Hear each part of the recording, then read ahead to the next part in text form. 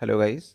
यहाँ हम steno for all YouTube channel के माध्यम से आपको हिंदी इंग्लिश स्टेनोग्राफी की क्लास उपलब्ध करा रहे हैं, जिसमें आज हमारा यह CRPF ASI steno, ITBP ASI steno, BSF AI ASI steno, UP police SI steno, Assam police SI steno, Bihar police ASI steno, इस तरह से संबंधित जो भी पद हैं उनमें जिस तरह की डिक्टेशन आती है उसके आधार पर हम आपको डिक्टेशन उपलब्ध करा रहे हैं। सभी तैयार रहें। रेडी।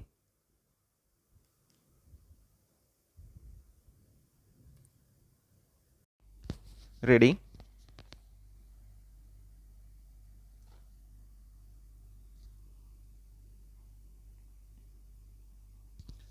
उन्होंने स्ट्रेटेजिक मिसाइल सिस्टम का उपयोग आग्नेयास्त्रों के रूप में किया। डॉक्टर अब्दुल कलाम जब HAL से एक वैमानिकी इंजीनियर बनकर निकले तो उनके पास नौकरी के दो बड़े अवसर थे। ये दोनों ही उनके बरसों पुराने उड़ान के सपने को पूरा करने वाले थे।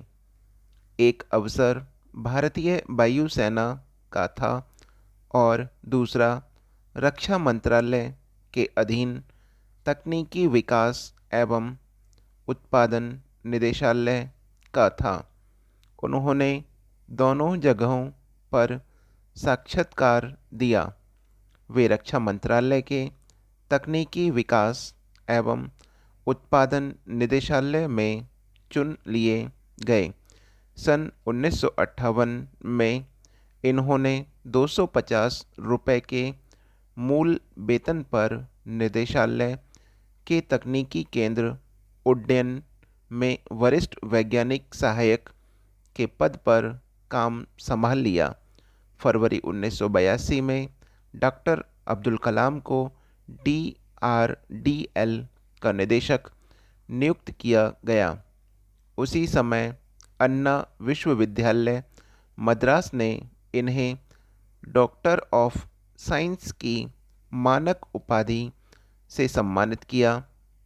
एरोनॉटिकल इंजीनियरिंग में डिग्री हासिल करने के करीब 20 साल बाद यह मानक उपाधि डॉक्टर कलाम को प्राप्त हुई। डॉक्टर अब्दुल कलाम ने रक्षा मंत्री के तत्कालीन वैज्ञानिक सलाहकार डॉक्टर VS अरुणाचलम के मार्गदर्शन में integrated guided missile development programme IGMDP का प्रस्ताव तैयार किया। स्वदेशी मिसाइलों के विकास के लिए एक स्पष्ट और सुपरिभाषित मिसाइल कार्यक्रम तैयार करने के उद्देश्य से डॉक्टर अब्दुल कलाम की अध्यक्षता में एक कमेटी बनाई गई।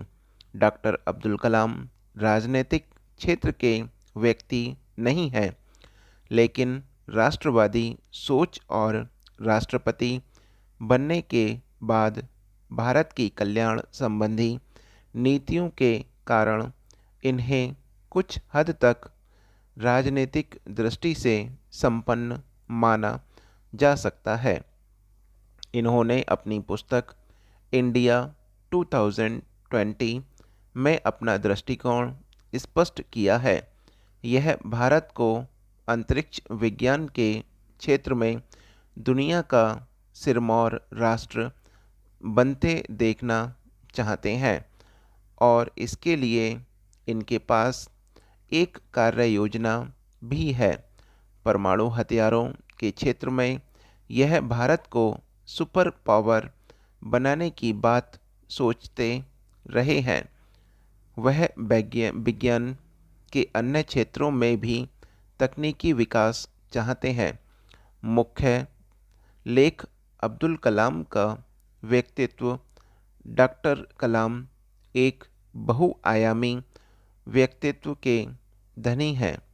वेशभूषा, बोलचाल के लहजे, अच्छे खासे सरकारी आवास को छोड़कर हॉस्टल की सादगीपूर्ण जीवन, ये बातें उनके संपर्क में आने वाले प्रत्येक व्यक्ति पर एक सम्मोहक प्रभाव छोड़ती हैं। विज्ञान, प्रौद्योगिकी, देश के विकास और युवा मस्तिष्कों को प्रज्वलित करने में अपनी तल्लीनता के साथ वे पर्यावरण की चिंता भी खूब करते हैं।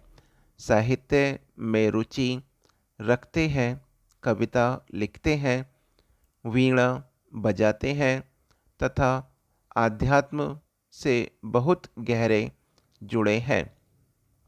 डॉक्टर कलाम में अपने काम के प्रति जबरदस्त दीवानगी है। उनके लिए कोई भी समय काम का समय होता है। वह अपना अधिकांश समय कार्यालय में बिताते हैं।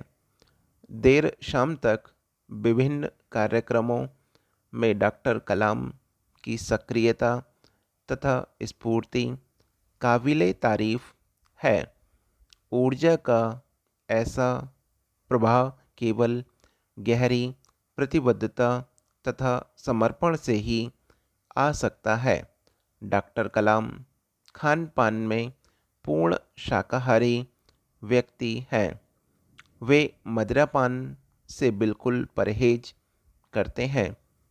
उनका निजी जीवन अनुकरणीय है। डॉक्टर कलाम की याददाश्त बहुत तेज है। वे घटनाओं तथा बातों को याद रखते हैं। डॉक्टर कलाम को अनेक सम्मान और पुरस्कार मिले हैं, जिनमें शामिल हैं इंस्टीट्यूट ऑफ इंजीनियर्स का national design award, aeronautical society of India का doctor Viren Roy space award, aeronautical society of India का आर्यभट्ट पुरस्कार, विज्ञान के लिए जीएम मोदी पुरस्कार, राष्ट्रीय एकता के लिए इंदिरा गांधी पुरस्कार। ये भारत के एक विशिष्ट वैज्ञानिक हैं जिन्होंने 30 विश्वविद्यालयों और संस्थानों से डॉक्टरेट की मानक उपाधि प्राप्त हो चुकी है। इन्हें भारत के नागरिक सम्मान के रूप में 1981 में पद्म विभूषण, 1990 में पद्म भूषण, 1997 में भारत रत्न सम्मान प्राप्त हो चुके हैं। विशेषता, डॉक्टर अब्दुल कलाम ऐसे तीसरे राष्ट्रपति हैं जिन्हें भारत रत्न का सम्मान राष्ट्रपति बनने से पूर्व ही प्राप्त हुआ है। अन्य दो राष्ट्रपति सर्वपल्ली राधाकृष्णन और डॉक्टर जाकिर हुसैन हैं।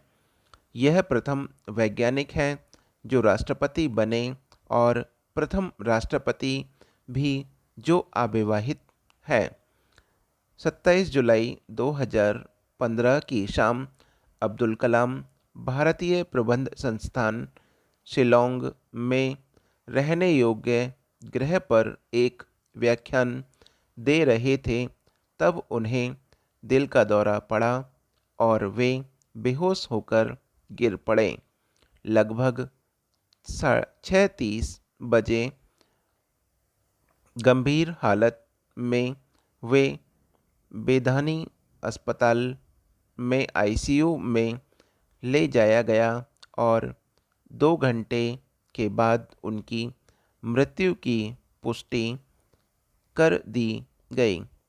अस्पताल के सीईओ जॉन साइक्लो के अनुसार जब कलाम को अस्पताल लाया गया तब उनकी नब्ज और रक्तचाप साथ छोड़ चुके थे। उनके निधन से लगभग 9 घंटे पहले ही उन्होंने ट्वीट करके बताया कि वह शिलोंग आईआईएम में लेक्चर के लिए जा रहे हैं। कलाम अक्टूबर 2015 में 84 साल के होने वाले थे। मेघालय के राज्यपाल बी शुडमुखनाथन अब्दुल कलाम के हॉस्पिटल में प्रवेश की खबर सुनते ही सीधे अस्पताल पहुंच गए थे। बाद में षडमुखनाथन ने बताया कि कलाम को बचाने की चिकित्सा दल की कोशिशों के बाद भी शाम 7:45 पर उनका निधन हो गया। कलाम के निधन का समाचार पाकर पूरे देश में शोक की लहर